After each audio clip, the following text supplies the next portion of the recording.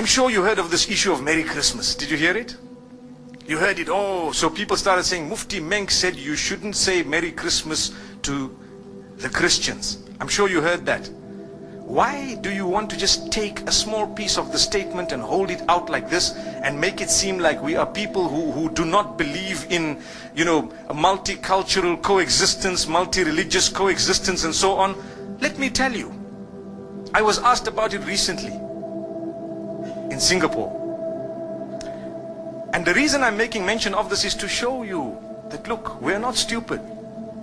But sometimes people who want to look at it based on how the media has portrayed it may come to a decision or a conclusion that is not enlightened. They haven't considered everything. So what happened? You see, I grew up in Zimbabwe. We interacted from a young age with the Hindus, the Christians, the Jews, those who are from the African traditional faiths and so on, and we got along. We mixed in the schools from a young age, and as I grew up, I went to a high school that was purely Christian Catholic. That was the best option we actually had. They allowed me whatever I had, and obviously we catered for them, they catered for us. There was a lot of respect, and that's how we developed. Okay. However, when it came to Christmas, there were so many Christians who didn't believe in it. They said, no ways, this is wrong. I recall a young boy, I even know his name, and he was with me. He didn't used to like to participate in religious studies because he belonged to a certain sect of Christianity. And he used to say, these guys don't know what they're talking about because X, Y, and Z, and he gave his reasons. That's not the topic today. But there are Christians who don't believe in Christmas. They don't participate in it. Is there anything wrong if they don't believe in Christmas, Christians? There's nothing wrong. They didn't participate in it. There's nothing wrong. But the minute they put a block on someone else who believes otherwise, then there's a problem. That's what we're saying. So the question you have to ask yourself, did you stop people from celebrating what they want? No. Did you ban them? No. Did you disallow them? Did you spread hatred against them? No. All you said is, lakum dinukum waliya din. You have your faith and I have mine. So as we grew up, there were a few Hindus who were with me at school. One of them used to eat beef. And I asked him, I said, how come you eat beef? Isn't this supposed to be your, one of the gods that you consider, a god with respect to them, with due respect to them? But he says, no, this is a special beef. I didn't understand that, but it was just that, okay, I'm not such a strict Hindu. That's what it meant. There were other Hindus who would tell him, listen, you are wrong. There were other Hindus who told him you are wrong. And there were other Hindus who tried to correct him. But he kept on eating it.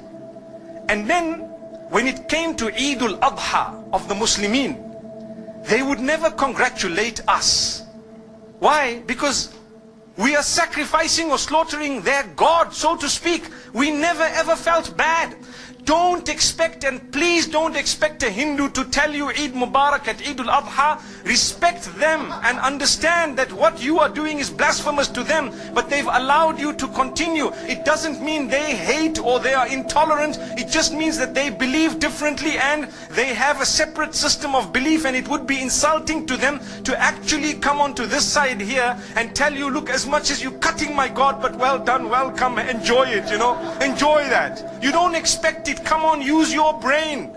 This is what tolerance and coexistence is all about. It's not about a statement, it's more about allowing them to believe what they have to, with respect in a way that you respect what they have as well. That's all it is. So what happened is, as time passed, it was amazing, because when it comes to the other faiths, we found the same. People didn't participate in some rituals of other faiths. That did not make them bigots, but they respected each other.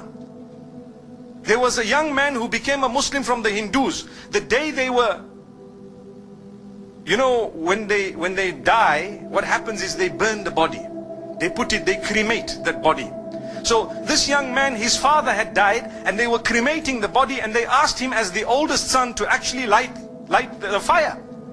And he said, look, as much as you want me to do it, and that's my father, I'm sorry, it goes against my beliefs. And it caused a commotion until some of those who were wise, who knew. They said, look, that's the man's beliefs. Come on, leave him. Let the next son do it. How can you impose on him some...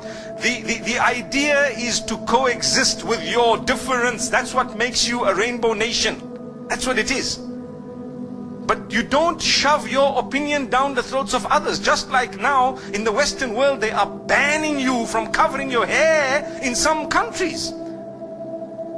That would create another problem. Why? Like the Honorable Minister said, it would make people feel that they are at war with the system. Because, hey, you know what? This is my basic right to believe something. I believe this is wrong. I believe this is right. That's the idea.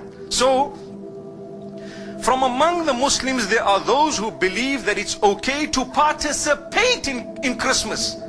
And from among the Christians, there are those who believe that it's not okay to participate in Christmas. Look at the irony. But the idea is, if you believe that, by all means go ahead. You are answerable to Allah, not to me. If this one believes otherwise, go ahead. But please don't impose it on me. If I don't want, it's one of those things. Come on. You know, live and let live. Today, the problem is with all parties. We believe we are the only ones who are right. So we want to shove our opinions down the throats of the rest of the world. If not, they are the problem, they are the terrorists, they are the issue, they are this, that. Watch out. The words you are using will be used against you as well. Be careful.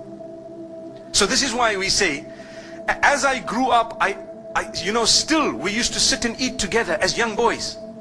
College. You know, you have your lunch, they have their lunch.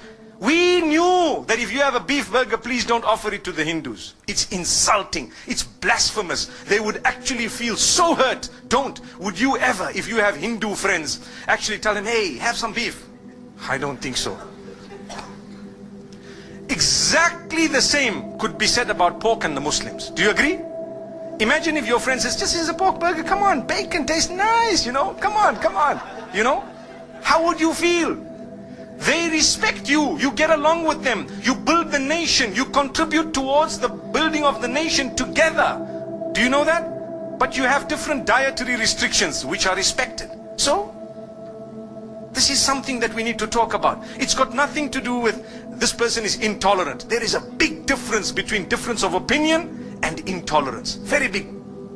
I can differ with you right now. I can differ with you on 100 matters, but I'm so tolerant. I promote tolerance. I promote coexistence. I promote the fact that all of us should contribute towards the development of our nation. Here in Malaysia, you have people, you have the Chinese, you have the Malays. On the other hand, you have Muslims, you have Buddhists, you have perhaps people who belong to Christianity, maybe even, you know, Jewish people, whatever other faiths. I don't know how the nation is made in terms of, you know, the various faiths, but I'm sure there are more than 20 or 30 different faiths. Look at the civil service. You will have people belonging to every race and to every religion, and they are serving the nation. That's what they're doing. What are they doing? Serving the nation.